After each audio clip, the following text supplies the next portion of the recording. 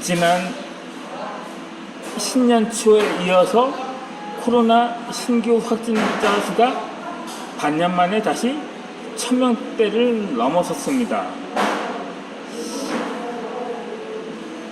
그런데 그나마 그렇게 비상이라고 느낌이 오지 않는 게 아마도 우리나라도 백신 접종률이 30%에 달했기 때문이 아닌가 해서 그런지 뭐 방역을 섣불리 완화했다가 다시 확산세가 늘었다는 목소리도 나오고 있는 상황입니다. 그런데 이것도 다른 양상이더라고요. 계속 변이가 계속 발생하면서 이번에는 이 델타 변이라고 해서 기존의 변이 바이러스보다 더 치명적이고 확산 속도가 빠르다는 데에 여전히 문제점이 되고 있더라고요.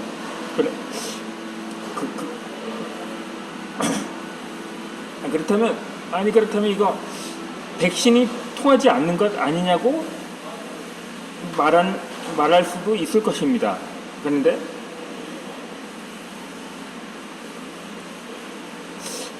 그렇다면 한참 백신 접종이 한창이었던 지난 상반기 중에 이 인도에서 하루에만 40만 명이 넘는 확진자가 발생하면서 그렇게 판단하는 것이 아닌가 하는 생각이 들 수가 있을 텐데, 그 원인으로 인해서 결국 델타 변이가 발생한 원인이 아니냐는 물음을 받기도 하는 거죠.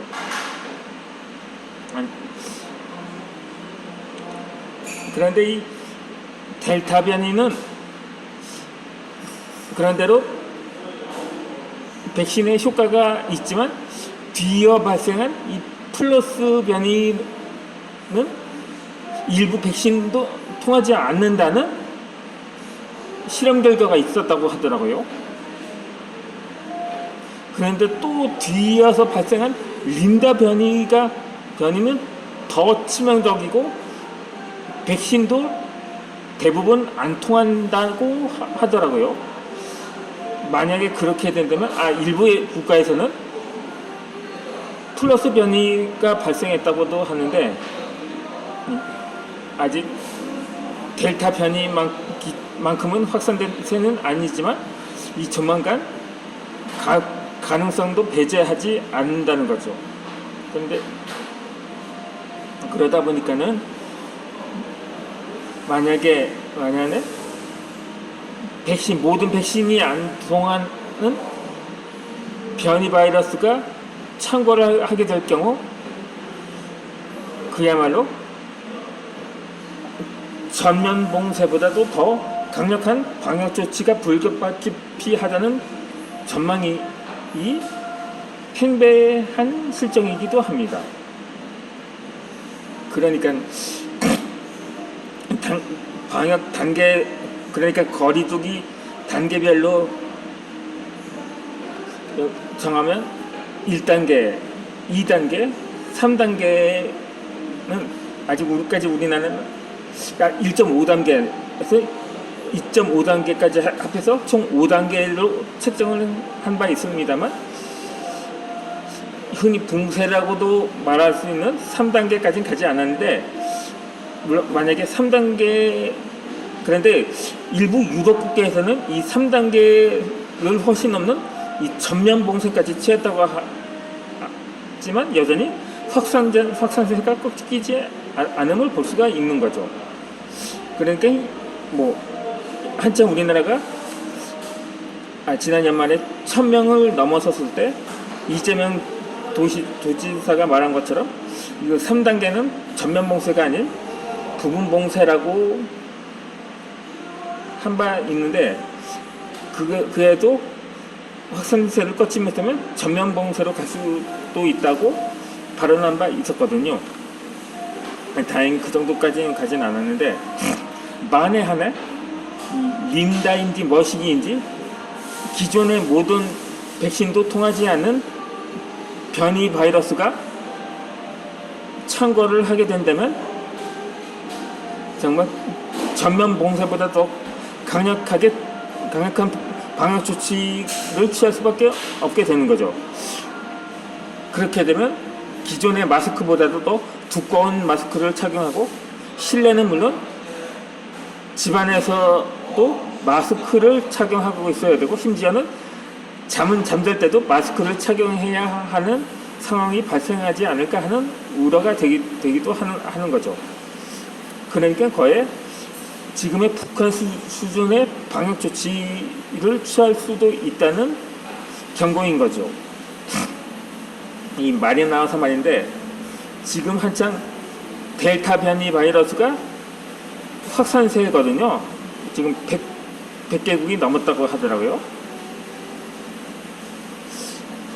그런데 여전히 가장 그 변이 바이러스에 노출될 가능성이 큰 나라 중에 이 중국이 있거든요. 그런데 중국은 이 코로나의 진원지임에도 불구하고 지난 9월 이후로 확진자가 단 한 명도 발생하지 않고 있다고 합니다. 그것은 북한도 마찬가지고요. 지금까지 누적 10만 명대의 확진자가 발생하긴 했지만, 그거는 중국의 초창기에 제대로 된 방역 조치를 취하지 않고 그냥 숨기고 있었다가 그냥 확산세가 커진 것 뿐이거든요.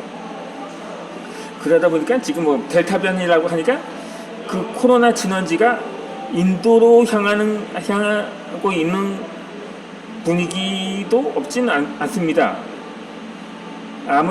그리고 인도는 백신 접종률이 아직 10분의 1 수준이거든요. 지금 뭐 인구가 13억이니까 1억을 맞았다고 해도 거의 소수에 불과한 셈인 거죠. 그러니까 아직 그 백신이 통하지 않는다고 말하기에는 이른감이 없진 않습니다. 그러다 보니까 처음에 이 바이러스의 발생 원인이 중국의 고해 유출설이 충분히 제기될 수는 있었거든요. 진원지가 중국 우한이다 보니까. 그런데 갈수록 다양한 의견이 나오더라고요. 박쥐는 날아다니기 때문에 그냥 바다 건너 그냥 확산되었다고 할 수도 있고, 그게 아니라면 요즘 기후변화로 인해 얼음이 많이 녹아서 얼어있던 바이러스가 활동을 시작했다는 추측도 있더라고요.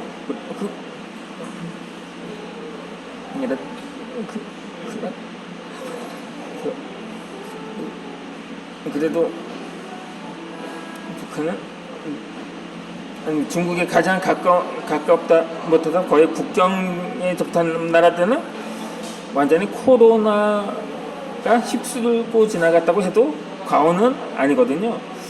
그런데 이 북한은 여전히 확진자가 나오지 않았다는 말에 다소 신빙성이 없다고 여겨지는 것은, 그것 때문에 혹시 중국의 고해 유출설이 더 가능성이 크다고 확률이 많아 보이는 것이 아닌가 하기도 한다는 거죠. 그렇다면 그야말로 심증이 아니라 물증에 가깝다고 볼 수도 있겠죠. 아마도 북한은 아니 중국과 북한은 혈맹을 넘어서 거의 분신 관계라고 시진핑이 언급했던 것처럼 거의 마치 북한을 한 몸처럼 여겨서 그 코로나 바이러스가 확산되는 것을 사전에 통보를 해서 그렇게 유출을 사전에 할 수가 있었던 게 아닌가 봅니다. 그렇게 해서 그래서 아마도 이번 정말 아니라고 생각했지만 그게 사실이라면 전 세계가 중국을 가만두지 않을 거라고 봅니다. 구소련이 붕괴된 원인이 이 체르노빌 원전 유출 사고로 인해서 그 자국뿐만 아니라 그 주변국과 이웃 국가들마저도 상당한 피해가 있었기 때문에 많은 나라들이 그 소련의 우호적인 국가들까지도 소련의 등을 돌리다시피 한 적이 있었거든요. 결국 그것으로 인해 세계 U1은 아니고 세계 U2의 초강대국이었던 소련이 공중 분해되는 사태까지 발생해버린 셈이었던 거죠. 이 마찬가지로 중국도 이번 사태를 계기로 인해 전 세계가 중국의 집중 공격을 퍼부을 경우 결국 중국의 운명도 머지 않을 거라고 짐작이 가는 현실이 아닐 수가 없는 거죠. 그렇게 물론 만에 안에 그렇다면 사실 올해가 중국 공산당 100주년이라고 지금 축제 분위기 그러니까 거의 인도만큼 사람들이 모였다고 하는데 그래도 여전히 중국에서 확진자가 나오지 않았다는 말이 나오는 걸 보니까 이 분명 무언가 음모론이 제기되고 있는 것도 아닌가 보더라고요. 예전에 에볼라가 창궐을 했었을 때는 강대국들이 세계의 인구를 줄이기 위해서 고해로 바이러스를 유출했다는 말이 나온 것처럼 말입니다. 그러니까 중국에서도 우한에서 일본의 731 부대처럼 방역 연구소로 간판을 달고 은밀하게 연구를 진행한 것이 아닌가 하는 추측도 해볼만 하더라고요. 그렇게 된다면 이가 원래 사실이 아니길 바랐는데 만약 소련이 이번 기회에 붕괴되길 바라는 마음이 간절한 사람들은 이게 사실이라도 이걸 중국을 없앨 기회로 삼을 수 있겠다고 판단을 하는 사람도 있을 것입니다. 그러면 저는 이어서 영상을 올려드리도록 하겠습니다. 글쓰기 강의를 계속해서 해드리도록 하겠습니다.